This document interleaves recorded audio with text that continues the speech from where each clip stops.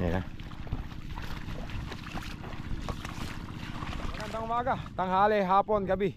Kung kailan nyo man ito mapapanood, samahan nyo ako mga kagri. Kasama natin yung team bahog mga kagri. Pinuno ng mga bahog. Si Kuya Jesse mga kagri. Tsaka si Kuya, ano na pa, si Kuya Willie ba? Ano na pa? Si Opre. Si Kuya Opre mga kagri. Magsisibar kami mga kagri. Amakit ang tubig. Punta muna po ako dito. Mga kagri, sumama na tayo rito kala Kuya Ege. Punta muna kami kay Jesse. Apo! Mga nagbubunot, mga nagtatanim mga kagri. So pre mga kagri, ayun na si Kuya Egay. Kaya pre, magkano bayad na sa ganito? Sa pagkaganyan 500 isang hektarya. Ilang hektarya ba sibaran nyo? Dalawa, di tagpapay hati kayo ni Kuya Egay doon. Hindi per hektarya, hindi naman per kalabaw yan. Hindi tagpa 500 kaya ano. Libre pagkain, libre merienda yon, wala. Meron din kung aabutin ganun. Kasi hindi naman sandali lang naman yan, hindi naman aabutin ng pagkain yan, di ba?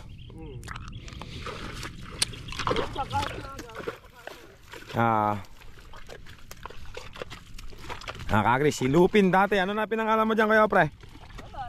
Lupin mga kagri. At saka si Coco Martin. Ayun, si Kuya Egay. Sino ni Kuya Opre yung kanya. Ang tawag dyan mga kagri, lona at guyuran mga kagri.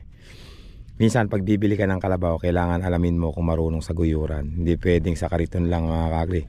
Iba yung ganyan, di ba Kuya Opre, no? Meron yung kalabaw na hindi marunong sa ganyan. Hindi ka makakapagtrabaho ng ganito sandali lang to. Mas masarap trabaho to, 500 ka lang hanggang tanghali ka lang sa karyada. Yung 500 mo, matinding pagod mo. Ano mo doon Kuya Pre? Ilang palay muna susunungin mo doon. Oo, abutin ka na ng gabi doon sa karyada, sa 5. Kaya mas malaki ang kita nila pagka ganitong taniman mga kagri. Tulad dyan, kunyari maka 3 hektarya ka, may 1.5 ka, 3 lipat mo lang yon mga kagri. Kasi itong 1 hektarya yung pagsisibar, hindi to abutin ng 2 oras mga kagri. Tapos sila rito, ano Kuya Pre? Pagkakarga mo, lagay ka na lang ng lagay dyan. Tulad dyan, 2 sila. Siguro mga ano lang, mga 1 oras kalahati, tapos na sila dyan mga kagri. Talaga, magilas talaga Kuya Egay, Kuya Kagri, may karga na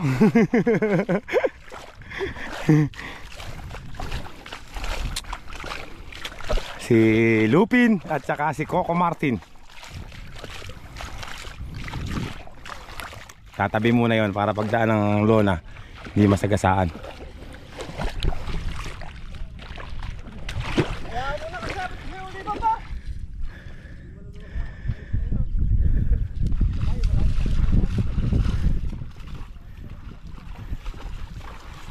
Hop.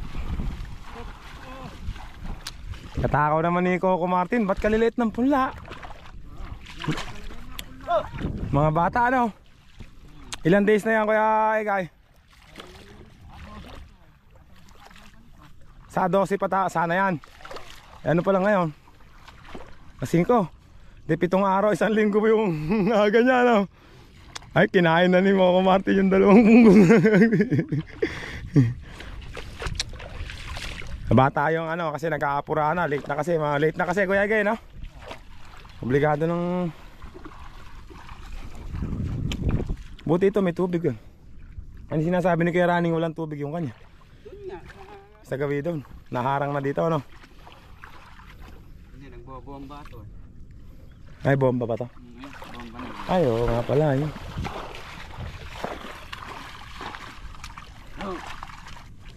Ito mga kagri yung butas ng butas ng bato kay gumaling na sabi ni Kuya Egay hindi naman nagsasalita kadaming nagalit. Pero ang totoo mga kagri, pagka mayroong sa batok yung kalabaw nyo, totoo yung sinabi ni Kuya Egay gagamitin nyo para hindi ma-stuck yung nana, mabilis gumaling mga kagri. Yung iba kasi wala namang alam, comment ng comment di ba Kuya Egay no? Hindi naman nila alam yung nangyayari, comment ng comment, gano'n, kaya kawawa, hindi naman, lalong makakatulong nga sa kalabaw yung kung gagamitin mo ng ng ano para hindi magay batok niya, hindi maipon yung nana. Hininto mo kasi yun, lalo ng kuha. Lalo ng kukuha niya, lalong lalaki ano. Kita mo ngayon, oh, magaling na siya, di ba? Tama si Egay. Magaling na, oh, wala nang sugat, walang bukol. Kung hininto mo yun, malaki batok niyan, bukol na nasa loob. Mga kagri, ayan, ang trabaho ng kalabaw mga kagri, dalawa yan mga kagri. Isang aldawan at saka isang anihan mga kagri. Yung anihan, yun yung karyada, trabaho ng kalabaw yan mga kagri. Persako doon mga kagri.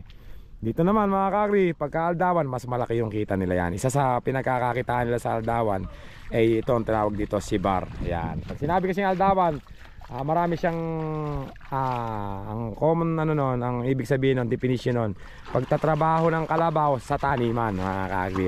Yan yung isa sa trabaho ng kalabaw sa aldawan, sa taniman pagsisibar. Ang bayad dyan, 500 per hectare mga kagri. Bubudbud mo lang dito yan mga kagri. Ano pa isang tawag pa, pagpapatag. Kunyari may hukay dito yung ano mo, papatagin ng kalabaw yan. Meron siyang malaking ano. Magkano na bayad sa pagpapatag na ganun kaya? Ganun din. 500 din per hectare, pagpapatag. Kunyari hukay dito, hukay. O kaya mataas doon. Mataas sa gawin nun.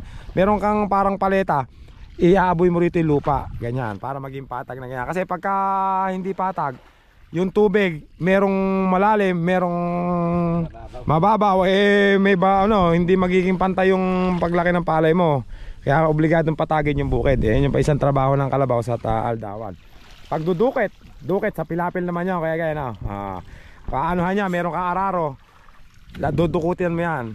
Aararuhin mo yung gilid ng pilapil para lumalim, tapos pumunta rin sa pilapil yung ano. Tapos pagpapilapil, pipilapilan mo talaga. Yung dukit naman mga kaya sa ginagamit yan sa may pahalang ay pahalang sa diretsong ganyan Pilapil naman, yun yung sa pahalang yung dukit sa ano mo lang yan, yung patuto, yun, yung patuto, yun, yung hangganan nyo ng kabukid mo, yun yung ginagamit yung dukit. Pag pilapil naman, suyod ang gamit mo rito, yung mga pahalang na yan, suyod ang ginamit dyan. Mahirap din yun kaya guys. Pag hindi sanay yung kalabaw mo sa may pagsusuyod, di ba hindi lahat ng kalabaw marunong sa pagsusuyo, yung pagpipilapil Ito ba marunong to sa pilapil? Maatras kasi kalabaw dun sa pagpipilapil mga kagri. At tapos ano pa ba ibang trabaho ng kalabaw sa aldawan kaya guys? Maleta tapos pagpapilapil, wala na, yun lang ayan mga kagri. Mas malaki ang kita nila rito mga kagri. Biruin mo, ayan yan mauubos na nila. Isang oras kalahati tapos na yan. Pwede ka na naman lumipat, kaya lang wala nang lilipatan kasi konti lang yung mga nagtanim yun Kesa sa karyadahan, konti lang kita nila ron mga kagri. Biruin mo, 2 buwan kaya 1 buwan at kalahati, kita lang 15,000. Samantalang dito 1.5 isang araw. Kung hanggang maghapon, kung pupuspusin mo 1.5 isang araw, mababa mga kagri. Kung marami kang suki kaya guys. Yan ang mga trabaho sa kalabaw sa aldawan mga kagri. Nabusog na kuya guys, ayun nabusog na. Nakapang isang lote na yata. Paano hindi mabubusog? Pati lapat kinakain mga kagri. Pati yung putik sa ang bira, kailan mo nakakita ang kalabaw na ganon. Pati putik sa ugat sinusubo na lahat. Ay hindi, kumakain nga pala talaga ng putik yung kalabaw. Makakita nga pala ako, kumakain talaga ng putik.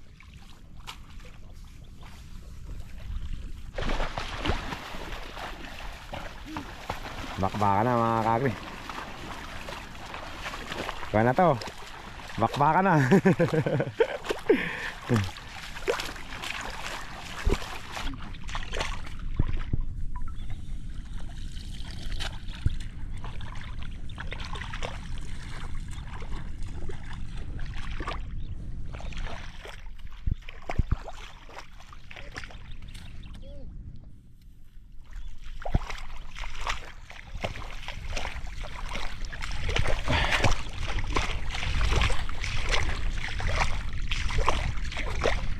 May pala sa akin nag-iarman 2 hektaret kalahati.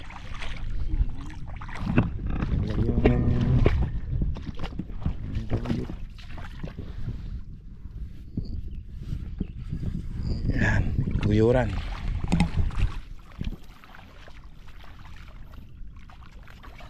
Oo, kaya wala yung biyuran. Oo. Lalaglag. Ay, natanggal pala. Ibinalik ko, akala ko kung bakit natanggal pala doon sa isa. Natanggal yung isang tali.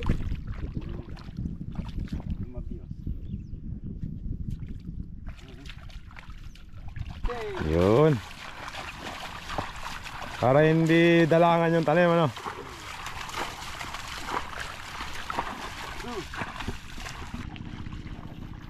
Yan na.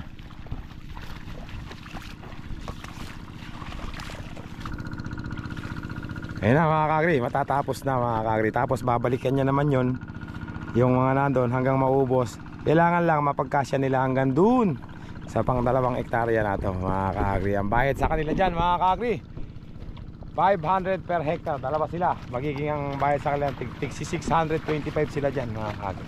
So yan, sa trabaho ng kalabaw mga kagri, pagkataniman, aldawan ang tawag.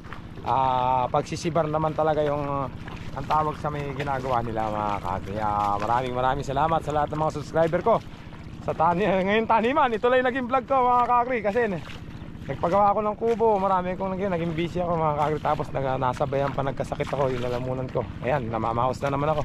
Hindi ko pa nainom yung gamot kong isa mga kagri. Last na gamot ko na yun eh. Dapat bukas pa ako magbablog eh. Bukas nasa Bega ako mga kagri, tsaka Makabaklay, para sa Black Bamboo. Pupunta ako doon. Nangiyak ako ng mga sibuyas doon mga kagri. Anihan na ng sibuyas. Hanggang dito na lang yung vlog ko mga kagri. Maraming salamat. Thank you very much mga kagri.